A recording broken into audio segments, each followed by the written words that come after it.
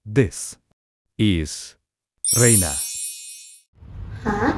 Reina? Sorry, it's Rina, not Reina. Oke, sorry. Ulang lagi. This is Rina. Oke. Dia hobinya nonton film.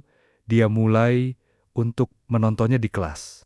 Tapi, tunggu dulu. Sepertinya dia tidak sendiri. Nah, yang ini mungkin adalah partner menontonnya. Kira-kira namanya siapa ya? Halo, nama aku Aski. Oh, Aski. Halo, Aski. Hai. Mereka sepertinya enjoy menonton film. Nonton apa ya itu?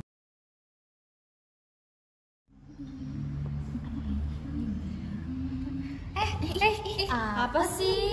Jangan kepo. Lihat di sana aja. Udah.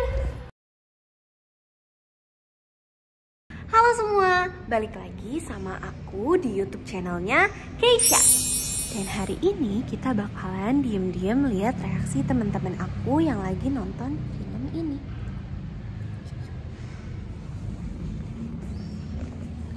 Hai guys. Hai.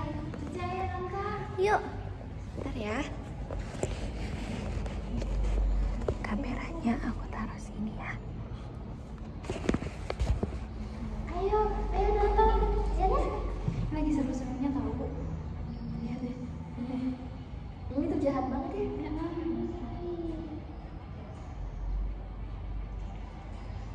Sud. Berisik, kita nonton dulu. Cek, Rin, kalian tahu nggak sih Fatah ini di videonya mengidap anxiety disorder? Hah? Anxiety disorder? Sering denger sih di TikTok gitu. Tapi aku tetap gak paham deh. Kok bisa serem gini ya si Fatah?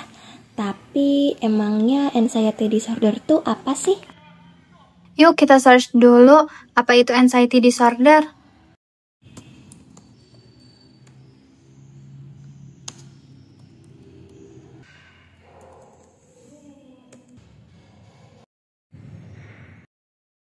Neuropsikiatri adalah bidang yang menjelaskan dan menangani kondisi gangguan mental yang berhubungan dengan aspek neurologis dan biologisnya. Nah, ditandai dengan kekhawatiran yang berlebih, ketakutan, dan kecemasan seperti kegelisahan dan kesulitan untuk berkonsentrasi. Salah satu jenis dari penyakit neuropsikiatri adalah anxiety disorder. Nah, ini kan yang kalian ingin ketahui. Jadi, anxiety disorder itu adalah gangguan kecemasan yang melibatkan aspek neurologis dan psikologis dari kecemasan. Nah, bisa ditandai dengan ketakutan yang berlebih dan kekhawatiran yang berlebih secara terus-menerus. Nah, penanganannya itu bisa dengan kombinasi obat dan psikoterapi seperti terapi pemaparan dan terapi perilaku kognitif atau CBT untuk mengatasi komponen psikologis dan biologis. Teman-teman, gangguan kecemasan atau anxiety disorder ini dapat terjadi pada anak-anak, remaja, bahkan dewasa karena pemberian stimulasi yang tidak tepat. Nah, kira-kira kenapa sih gangguan kecemasan ini dapat terjadi pada anak-anak maupun pada remaja? Karena pada anak-anak terutama usia 0 sampai dengan 6 tahun atau yang biasa disebut dengan golden age, mereka ini memiliki rasa kepekaan yang tinggi terhadap stimulasi dan juga rangsangan yang diberikan. Bahkan menurut para ahli, sebagian besar pertumbuhan pada manusia terutama 40% itu terjadi pada perkembangan di usia dini. Lalu, perkembangan ini itu meliputi bagaimana seseorang tumbuh dan juga berkembang, termasuk aspek sosial dan juga emosional yang terbentuk. Nah, pada anak usia dini ini, mereka itu akan belajar untuk mengenali dirinya sendiri dan juga orang lain di sekitarnya untuk membangun relasi pertemanan. Apabila orang tua dan juga lingkungannya tidak memberikan stimulasi yang tepat, maka mereka akan mengalami gangguan terhadap perkembangan sosial dan juga emosionalnya. Salah satu bentuknya adalah gangguan kecemasan yang sering terjadi pada anak usia dini adalah gangguan kecemasan sosial atau anxiety disorder. Intinya, pada remaja, anxiety disorder dapat terjadi karena mereka berada di dalam fase perubahan dari kanak-kanak menjadi dewasa.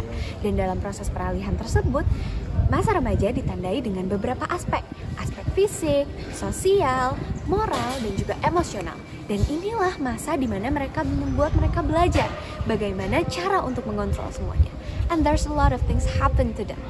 Tekanan akademik ataupun tekanan sosial dari teman-teman dan juga orang tuanya membuat mereka lebih berpotensi untuk mengalami anxiety disorder. Guys, tahu gak sih dari tadi tuh aku videoin kalian tahu? Videoin?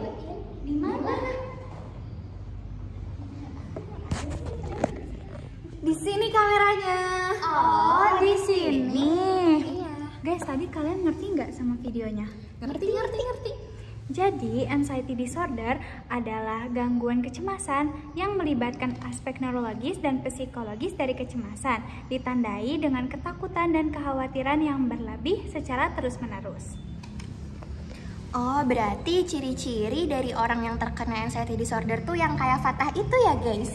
Betul. Nah, berarti gejalanya itu adalah merasa khawatir, cemas, dan takut yang berlebihan, rasa untuk kesulitan untuk mengontrol emosi, sulit tidur, gelisah tanpa sebab, terus apa lagi ya? Oh iya, kesulitan untuk mengontrol emosi dan juga disertai dengan serangan panik tanpa sebab. Contohnya itu disertai dengan rasa deg-degan, keringet dingin, dan juga kayak orang marah-marah gitu, kayak Fatah itu. Oh iya ya. Apalagi di zaman kayak gini, remaja itu lebih rentan loh terkena penyakit mental daripada penyakit fisik. Salah satunya ya karena adanya teknologi. Nah, jadi kita sebagai remaja itu harus belajar untuk mengontrol emosi, mengelola stres, dan menerapkan gaya hidup sehat. Dan juga kita sebagai remaja itu harus pintar-pintar untuk mencari lingkungan yang positif. Agar apa? Agar kita sama-sama terhindar dari gangguan kecemasan atau anxiety disorder. Nah, sekarang kita bertiga sudah paham ya. Nanti kita bakal ketemu lagi.